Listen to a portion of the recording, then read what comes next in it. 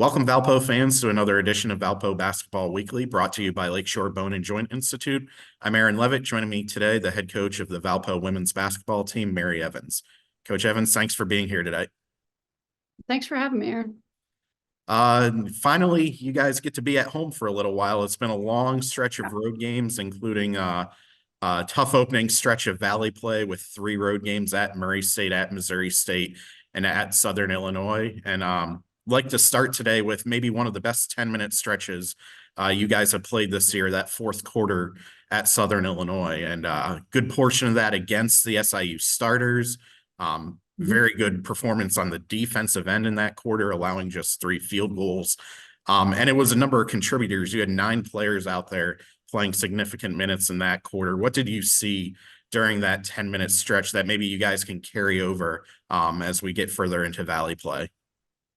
I think we kind of got back to being an aggressive team. I think we started out the year being very aggressive, switching, denying, flying around, making plays and turning people over. And I think we've kind of lost that a little bit over the last couple of weeks. We've had it in spurts, but we haven't been very consistent.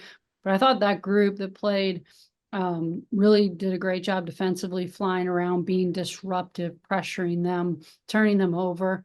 And then offensively, I thought they played probably the freest basketball. I think there's a lot of overthinking that's still going on with our players, and they need to stop that, and they just need to play and play off of each other and be aggressive. It was great to see Ella come out and hit some big threes in the fourth quarter.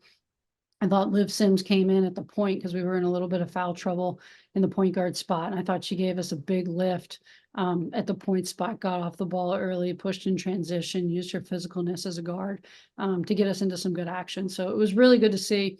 And I just think for us, consistency is the name of the game, and getting these young kids and these maybe not quite as experienced returners to play a consistent level of basketball over 4 quarters is kind of what we've been talking about and what we've been trying to push ourselves towards.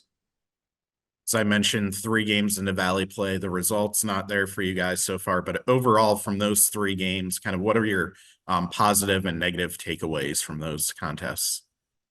Yeah, I think we've had spurts where we've played really well. I mean, you go back to Murray State, and we competed with them in 2 of the quarters, and then we had, I would say 2.5, because I thought we competed really well with them in the first quarter, and then we gave up some baskets and kind of let them go on a run at the end of the first. I thought we had a great competed really, really well against them in the second quarter. Came out, they kind of put it on us in the third quarter, but they've shown they can do that to anybody in our league right now. And then we came out and played a really good fourth quarter against them. So I think we showed that we can compete with a team that I think is going to finish pretty high in the Valley. And then we go to Missouri State. And I thought we played a great second half, even not a bad second quarter, but they kind of jumped out on us in the first quarter. And then after that, I thought we settled in and played some really good basketball through the following 3 quarters. And then again at SIU, just not being consistent. And that's something we just have to continue to work on. But you're in a rough environment. You're on the road. I mean, Missouri State draws a great crowd. They're very rambunctious. And so that was a great environment for our players to be in, and then you've got a long travel in between. So again, we have 6 players, 5 of which that are playing, 4 that are playing a really significant amount of minutes as freshmen that have never gone through the grind of traveling in the Valley. And so we're learning a lot on the fly. And I think the thing that I've learned about this team through the first 3 Valley games is that they're committed to what we've been talking about, which is trying just to become a better basketball team every opportunity we get to play. It's not where we are now, it's what we're going to become. And we talk a lot about that. And I think they're buying into that. I think our leadership on the team is buying into that.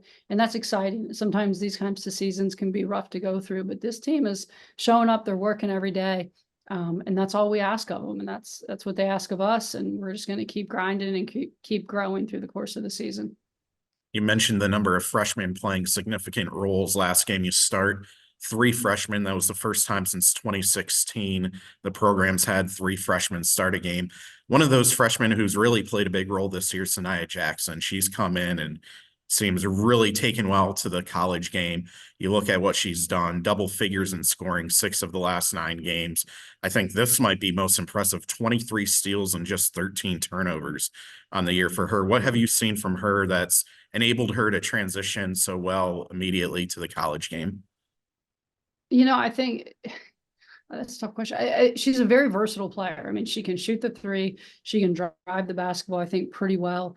Oftentimes you compare her to her sister, but I think she's a great finisher. She's shooting the ball. She can shoot the three. I think we're going to get that to be even better as we continue to work with her on that. She's very aggressive defensively. I think she's done a good job kind of causing a lot of issues with her steals, but also just her ball pressure and deflections.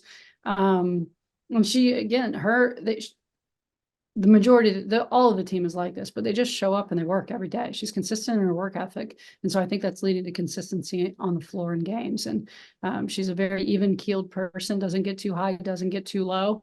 And I think that bodes well when you're trying to make these changes. She does a nice job. She makes mistakes. She is a very coachable young woman, allows us to get on her. And takes that advice and goes out and learns from it. And that's all you ask of players, right? Like you just want kids that'll come in and be coached and try to make corrections and ask great questions. And I think we've got a large group of our players that do that. But this freshman class, I think, has been collectively great at being coached and seeking out coaching. And getting in and doing a lot of extra things that's helped this transition be easier for them, even as a group, not just individually. Well, we finally get some games at home here after playing 9 of the last 10 on the road. 4 home games over the next 2 weekends. Sunday at the Arc, it's going to be Carnival Day. So I've got to know, what's your favorite Carnival game? Oh man, there's so many that are good. And I'm a basketball coach, so I've always really liked the basketball games when I go to fairs and carnivals. But probably after that, I would have to say whack-a-mole because it's a great time to just get out a lot of aggression and frustration. Well, we've got games this weekend. We've got Friday, 6 p.m. at the Arc against Drake. And then, as I mentioned, Sunday at 1 p.m. against UNI. That'll be Carnival Day at the Arc. We'll have games and prizes, balloon animals. The first 300 fans will get free cotton candy.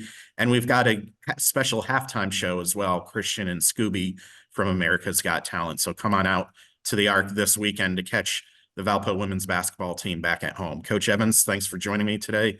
Best of luck this weekend. Thanks, Aaron. This has been Valpo Basketball Weekly, brought to you by Lakeshore Bone and Joint Institute.